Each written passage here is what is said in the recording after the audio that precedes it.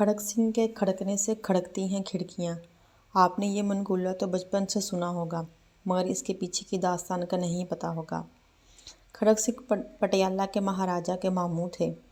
पटियाला के सबसे बाअसर बड़े जागीरदार और गांव के पंचायती सरपंच भी थे।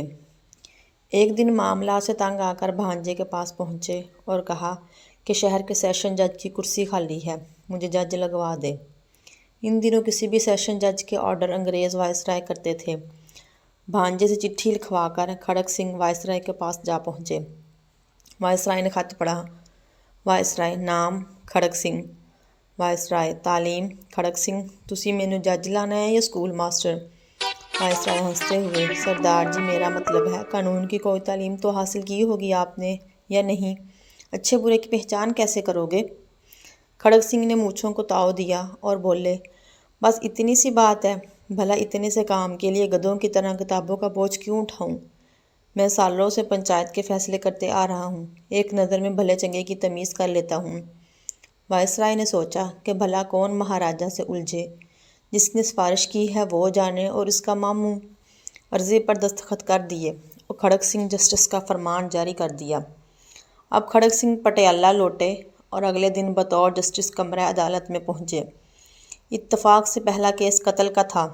कटहरे में एक तरफ चार मुलज़म और दूसरी जानब एक रोती हुई खातून थी। जस्टिस साहब ने कुर्सी पर बराजमान होने से पहले फ्री कैन को गौर से देख लिया और मामला समझ गए।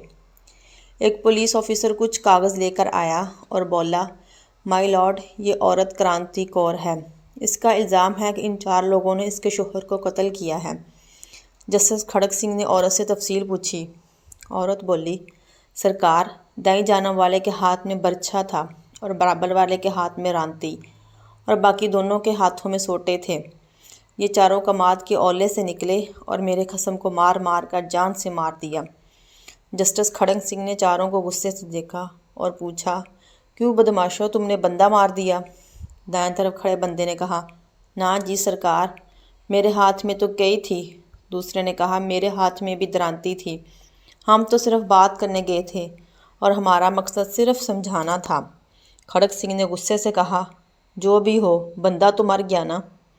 फिर कलम पकड़कर कुछ लिखने लगे तो अचानक एक काला कोट पहने शख्स खड़ा हुआ और बोला, माय लॉर्ड रुकिए, ये केस बड़ा पेचीदा है।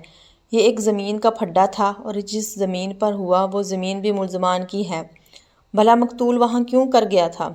जस्टिस खड़क सिंह ने पुलिस अफसर से पूछा, ये काले कोट वाला कौन है? जनाब, ये इन चारों का वकील है, पुलिस वाले ने जवाब दिया। तो इन्हीं का बंदा हुआ ना जो इनकी तरफ से बात कर रहा है। फिर खड़क सिंह ने वकील सफाई को भी इन चारों के साथ खड़े होने का कहा और फिर एक सतरी फैसला लिख कर दस्तखत कर दिए। फैसले में लिखा था, इन चारों कातलों और इनके वकील को कल सुबह सादक फांसी पर लटका दिया जाए। पटियाला में हलचल मच गई। लोग खड़क सिंह के नाम से थर थर काँपने लगे कि खड़क सिंह मुजरमों के साथ इनके वकीलों को भी फांसी देता है। अचानक जराइम की शरह सिफर हो गई। कोई वकील किसी मुजरम का केस ना पकड़ता। जब तक खड़क सिंह पटियाला जज रहे, रियासत में खूब अमन रहा। आस पड़ोस की रियासत से लोग अपने केस खड़क सिंह की अदालत में लाते और फौरी इंसाफ पाते।